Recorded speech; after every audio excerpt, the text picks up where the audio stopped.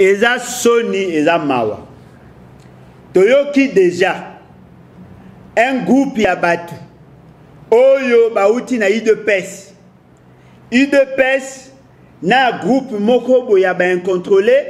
ya bato bateka milimo balobi bango bakosala marche le 14 octobre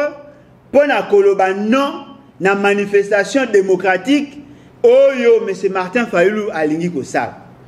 bazali ko recruter un groupe de bandits ba jeune ba pesaka bango ba masanga ba pesaka bango ba agene ba pesaka bango ba chichampa ba melaka pona kosala désordre bango ba ya kopekisa marche biloko oyo batu bandai koboya na période ya Kabila lelo ezali kosala et puis ezali soni esalama na batu ya UDPS. Comment UDPS oya prétendaka ko militer pour avoir lutté pendant 37 ans a comme à niveau ya kopekisa batu ba marché bazali kosala stratégie na bango lokola biso na kulutu Martin Fayulu to sengi marche to ça marche le 14 bango na stratégie na bango ya ba mettre dépenser na bango ya PPRD balingi pe ba sala marche et comme lokola démarche lokola l'état o ya Kanyaka oyo l'administration ya biso ya Congo ya Kanyaka bakoloba non voilà pour éviter confrontation to annuler toutes les marches boye bango nous allons marcher oh nyoso bokosala ba aventure nous allons marcher ceux qui vont montrer que marche et que sur la terre on va aller au-delà. Alors pour éviter confrontation botika kosala ba aventure parce que population ya koya akozana posa kosala marche pacifique mais ceux qui vont créer obstacle cette population peut aussi se prendre en charge.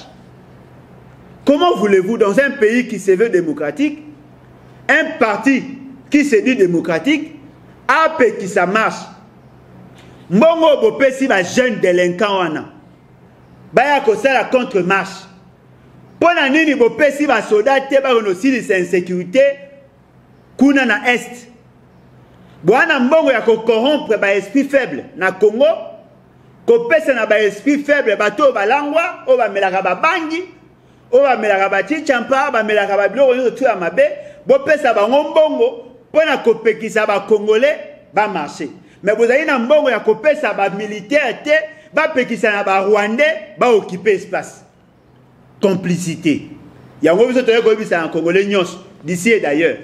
et loko ko intimider biso ezalité marche wana eko salema avec ou sans avis favorable ya ba institution nous allons marcher toko marcher ce qui peut te moni que vous créez obstacle donc contourner obstacle on va arriver à la destination yango to ça va jeune nyos bo se préparer en conséquence nous allons marcher et personne n'a le droit ya ko pekisa biso to marcher to zali na régime il y a information on n'a pas besoin d'avoir l'autorisation et puis ceux qui va bandi o ya UDPS o ba yi va s'organiser pour na ko pekisa biso ko marcher ba yé ba ke to ko réduire bango na simple expression na bango. On ne va pas se laisser faire. On va s'organiser pour que la marche est à la pacifique. Ceux qui vont montrer que la marche pacifique est à la et comme la marche au binomo boibi le bakisa. Personne n'a le droit, il y a qu'on manipuler l'opinion, il y a qu'on en sorte que va manifester. Mais l'UDPS s'est manifesté pendant près de 37 ans.